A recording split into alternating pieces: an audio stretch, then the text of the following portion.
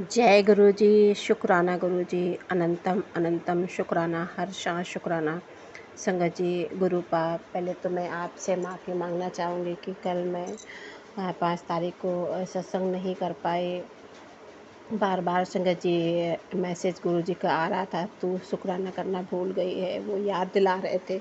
फिर भी संगत जी कुछ ऐसा मूड हो चुका था कि नहीं कर पाए। और एक टावर मूवमेंट की तरह जैसे होते मतलब कि विस्फोट होता है, इस तरह से संगत जी मेरे साथ हुआ। तो लख लख शुक्राना कि संगत जी गुरुपा ने मुझे पहले से संभाला, लेकिन कहीं ना कहीं वो चीज़ें इतनी बढ़ रही हैं कि वो बार बार वही सब चीज़ें हो रही हैं। तो संगत जी मैं गुरु जी का लख लख शुक्राना कर रही हूँ कि गुरुपा आए और संगत जी मेरे रूम में, बेडरूम में ही बटरफ्लाई के रूप में आए। और संगत जी इसके बाद ही सब लड़ाई झगड़े चालू हुए। और संगत जी गुरुपा ने एक सुबह से सत्संग बता रहे थे कि ब्लैक मैजिक करने वाले रुक नहीं रहे, फिर से कर देते हैं। जैसे मैं थोड़ा सा मतलब रूटीन पे आता है सब कुछ, फिर से हो जाता है। तो शुक्राना है गुरुपा कि आप संभाल रहे हो। और सबसे ज़्यादा आज संगत जी मुझे बहुत दुख हुआ, क्योंकि जो भी हो रहा है, जो परेशानियाँ मेरे बच्चों पे, मेरे बच्चे खाना नहीं खा रहे हैं। और एक एक थोड़ा ठीक होता है, दूसरा गुस्सा। और फिर संगत जी किसी वक्त में मेरी हालत ख़राब, कभी अंकल जी की, इस तरह से हम सब लोग पाँचों लोगों में से कोई ना कोई बहुत डिस्टर्बेंस मतलब हो रही है। और संगत जी उसका एक कारण भी है, क्योंकि मेरे अंकल जी का दिमाग कुछ इस तरह से डाइवर्ट है कि वो ऑनलाइन या मतलब ऐसे लड़कियों से बात करना ज़्यादा पसंद कर रहे हैं, और इस तरह मतलब सामने सामने। तो एक वजह ये भी है। और संगत जी वो ब्लैक मैजिक जहाँ करवाते हैं, वो बार बार मुझे वही चीज़ें दिखाते हैं कि देखो ये कर रहे हैं।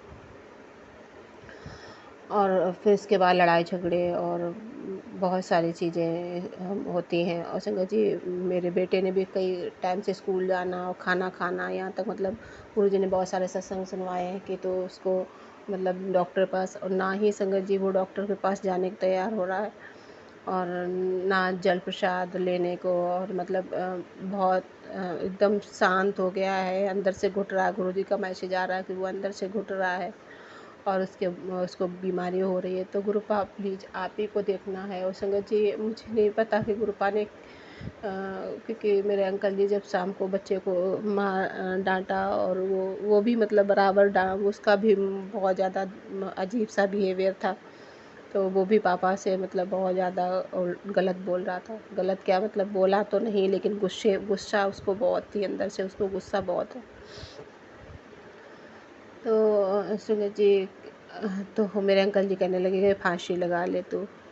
अभी संगत जी 13 साल का ही ये बच्चा है, अभी वो नहीं समझता। उसके साथ मैं उसको समझ रही हूँ कि उसके साथ बहुत कुछ अलग हो रहा, क्योंकि संगत जी मेरे साथ हुआ तो मैं समझ रही हूँ कि मेरे बच्चों के साथ भी मतलब दिक्कतें हो रही हैं। क्योंकि उससे पहले बड़ी बेटी के भी साथ जब 10th में थी, 12th में है इस समय, उसके साथ तब से ये सब चीज़ें हो रही हैं। मैं नहीं जान रही थी संगत जी।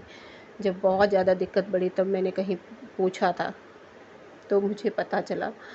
और तब से ये चीज़ें और भी ज़्यादा बिगड़ती जा रही हैं, क्योंकि उन लोगों को ये पता चल गया कि इसको सब पता हो गया है।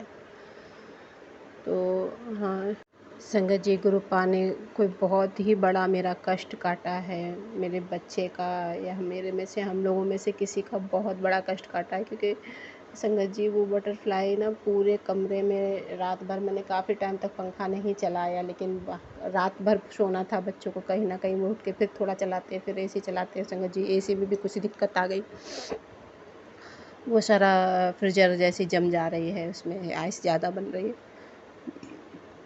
तो संगत जी वो इसी वजह से वो भी बंद करनी पड़ रही बार बार। तो पंखा तो बच्चे चलाएंगे, तो जब देखते थे कि बटरफ्लाई उड़ रही है तो बंद कर देते बार बार।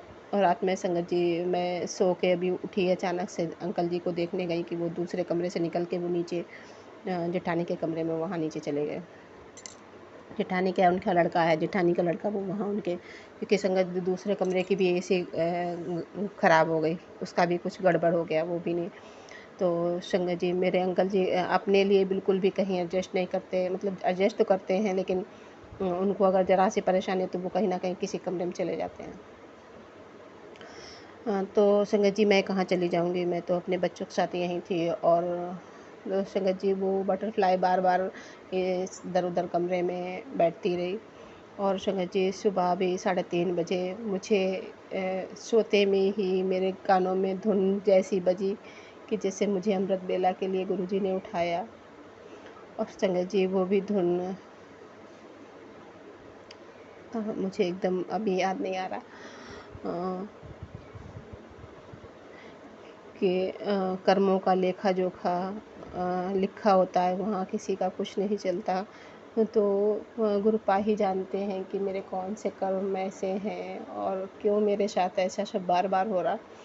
तो शुक्राना गुरुपा। लेकिन संगत जी, मुझे बहुत कष्ट हुआ कि जो वो बटरफ्लाई पंखा से टकराई है। और मैंने पोछा लगा के कमरे में, अभी संगत जी जब सत्संग करने के लिए मैं नहा के मंदिर में आई, मैंने भैया से पूछा कि वो बटरफ्लाई नहीं दिख रही है। तो कह रहा, मम्मी अभी पंखे से टकराया था, कुछ थोड़ी देर तुम यहाँ से चली गई थी, और अभी तो मैं देखने लगी रूम में कि कहाँ पर गिरी है, कहाँ पर है।